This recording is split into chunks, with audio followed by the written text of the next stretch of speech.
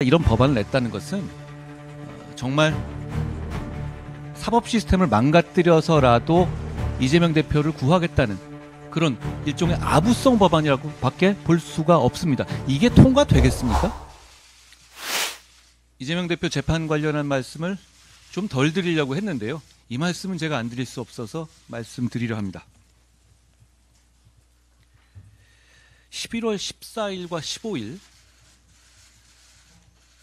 굉장히 기묘한 법률안이 더불어민주당에서 발의됐습니다. 14일에는 공직선거법상의 허위사실 공표죄를 아예 삭제하는 내용의 믿어지지 않는 법안이 박희승 의원 등의 민주당 발의로 발의됐습니다. 15일 당일에는 선거 당일이었죠. 역시 민주당의 박희승 의원 등이 발의한 것인데요. 여러분 잘 아시다시피 공직선거법상 특정한 범죄에 대해서는 벌금 100만 원이 선고되면 당선 무효 그리고 피선거권을 박탈당하게 되잖아요.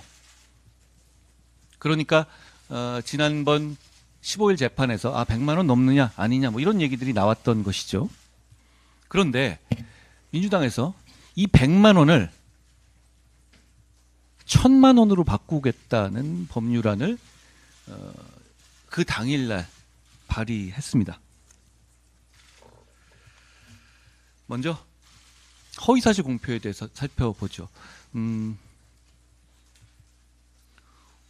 대한민국은 이런 허위사실 공표 가짜뉴스 때문에 정권 자체가 바뀌었던 역사적 경험이 있습니다. 국민들께서 다 기억하시거든요. 김대엽의 병풍 사건으로 사실 정권의 향배가 아예 바뀌었던 기업 말이죠. 그러니까 대한민국 국민들께서는 선거 과정에서의 허위사실 공표를 대단히 무거운 범죄로 처벌해야 한다는 공감대를 갖고 계십니다. 그걸 민주당이 모르지 않을 겁니다. 왜냐하면 민주당도 선거 과정에서 허위사실 공표로 우리 당 쪽의 정치인들을 무수히 고소고발하잖아요.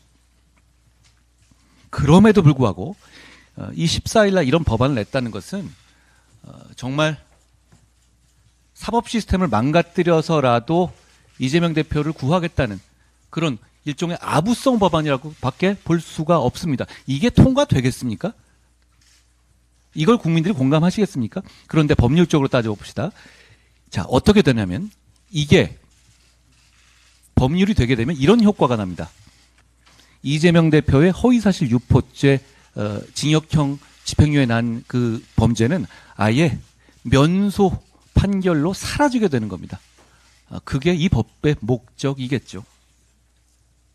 두 번째로 1000만 원으로 낮추겠다. 뜻은 이건 11월 14일 날 발의된 거니까요. 징역형이 선고될 거라는 걸 몰랐겠죠. 그렇지만 고액 벌금이 선고될 수 있는데 그거를 아예 기준을 낮춰서 이재명 대표의 피선거권 박탈을 막아보겠다라는 아부성 법률인 거죠. 되지도 않지 않겠습니까? 그런데 더 재밌는 건 보통 이런 법률이 만들어지면 이 시행 시기를 정하게 되거든요. 그러니까 좀 상당히 멀찍이 떨어뜨려 놓는 경우가 많죠. 이런 형식적인 범죄에서. 그런데 이 법은 공포 후 3개월 이후 시행입니다. 무슨 뜻이냐면 그 정도 내에서는 아무리 조희대 대법원장님께서 말씀하신 633 강행 규정을 지킨다 하더라도 대법원 판결이 나질 않거든요. 그러니까 이것 역시 이재명 대표의 판결 결과를 민주당이 국회의 힘으로 바꿔보겠다라는 발상이다라고 말씀드립니다. 이게 민주당이 이 정도 수준인지는 전 정말 몰랐습니다.